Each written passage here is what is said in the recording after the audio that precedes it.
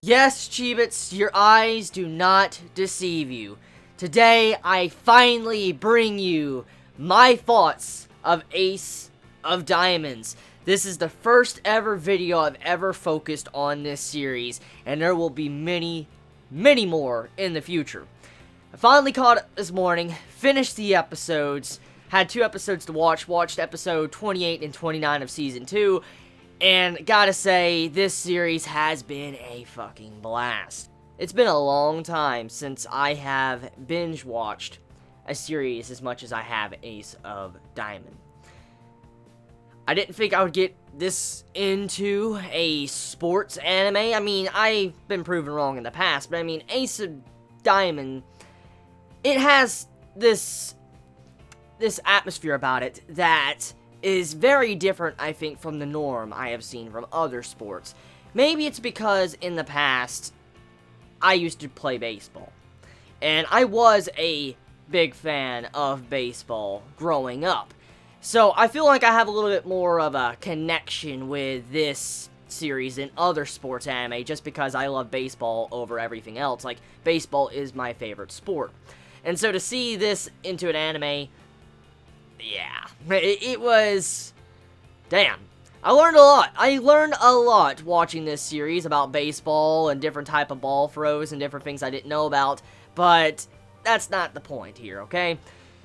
Ace of Diamonds is a 2-season series. Currently, the 2nd season is ongoing. I don't know if there is a episode count, like, you know, a certain limit of episodes are going to be on Season 2. If I had to assume, maybe 50 to 70-something episodes like Season 1. But for now, though, Ace of Diamond is a series I definitely would recommend to all that love sports. If you love sports anime, I think you'll like this series. Like, really, if you like Haikyuu, I think you might like this. I really think if you like Haikyuu, if you like Kuroko too, if you like Kuroko, you like Haikyuu, and you like that type of stuff, you might like this series right here. The teamwork in it's really nice. The progression with the characters is some of the core issues they have to deal with in the series is very realistic, especially with what Sawamura had to go through at the beginning of Season 2 and at the end of Season 1.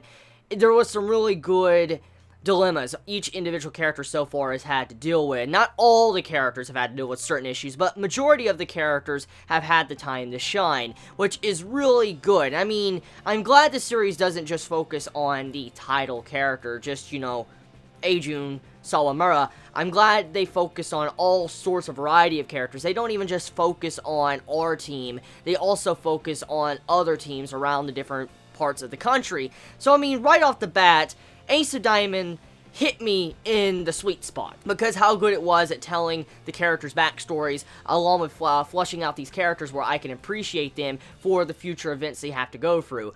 And that's kind of what I enjoyed so much. Now, I will say this, however, Ace of Diamond, I don't think it really has had any low notes from what I have watched. Now, of course, I have binge-watched the series, so I never had to deal with watching one episode after another, which I will have to deal with very soon, since I am caught up now, but I never had to deal with watching one episode after another, so I didn't really experience anything that felt like it was a low note, to where it's like, oh my god, this is just fucking dragging on. Like, I didn't feel like that. Like, when you watch a long series sometimes, it does feel like it's dragging on in some certain arcs or battles or whatever.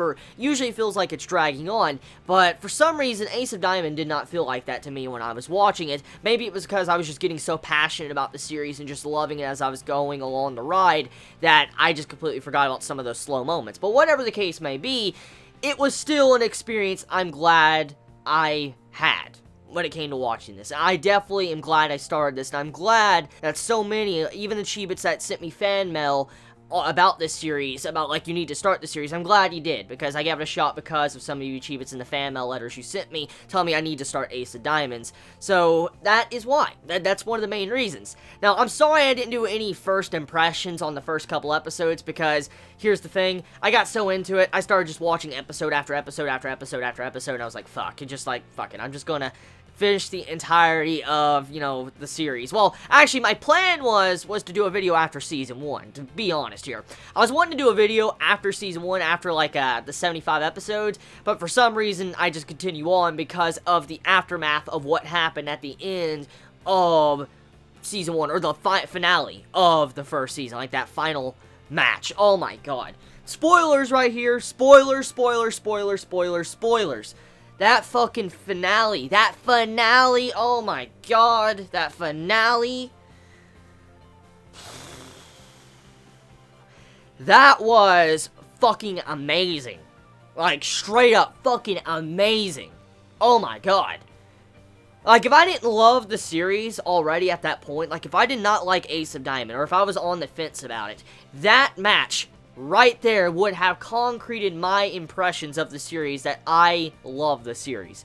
Seeing our characters, our main characters, lose at an important moment like that was just so fucking breathtaking. I was stunned when I saw that, because the flashbacks to the way the characters were getting their development, along with the meaning behind it, along with what the entire match meant for the third years, there was just so much riding upon that match, and I was just so surprised to see how the writer of the series decided to just make them lose like that. I mean, I'm not upset they lost. Well, I'll take it back. I'm upset they lost, but I'm satisfied that they lost in that fashion, because they lost in a way where they can hold their heads high. They had pride. I mean, Sawamura, yes, he kind of fucked up a little bit, but I mean, it was an honest-to-God mistake. I mean, he's a first year, and I mean, that was his first time really pitching in that type of environment, and so thinking about it like that, Sawamura making his mess up, it's bound to happen, but that ain't the real core issue right here I want to point out. The main thing is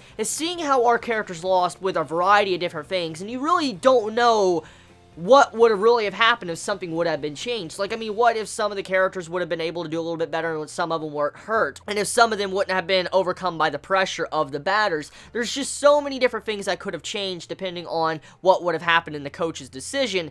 And speaking of the coach, when it comes to our main coach, Katoka, he is by far one of my favorites in the series. He's one of my favorite characters, of course, besides Sawamura. But him as a coach is fucking amazing, and just seeing how he's gonna have to quit, I'm sad to see that. I really hope he doesn't quit, because with the events of the latest parts of Season 2, there's a possibility that he might not be forced to quit, because he has one of his old teachers, his coach, that taught him, coming back to join a high school team for he can coach them, and where it would make a rivalry between these two coaches to go at each other in the future. So I felt like the way that one coach that was introduced in the latest episodes of Season 2 of Ace of Diamond, I feel like he was introduced like that, or the reason why he got that position as a coach in high school was probably because he heard about his previous disciple, the person he taught to be a coach, that he was going to be stepping down. So I feel like that's the entire reason why that's happening, and I feel like the way it's going, maybe our coach might not leave at all, and he might stick around, because I'm not a big fan of the other coach. Even though he taught Sawamura the breaking ball, I'm not a big fan of his mindset on the team, how he's willing to sacrifice the entire team for Furia. I'm just not a big fan of that, and also how he was just looking down at Ajun and putting him down, shitting on him, and shitting on everybody else like a freaking fox behind everybody's back. Just, I'm not a big fan of him. I know he's a coach and he needs results. As a coach, he needs results, so I understand his point of view, but I'm not a big fan of him, because I've gotten closer to this coach that's more out there for his team. He's more there to help out his team than this other coach that's been introduced recently in Season 2. Now, besides that, however, other things to talk about.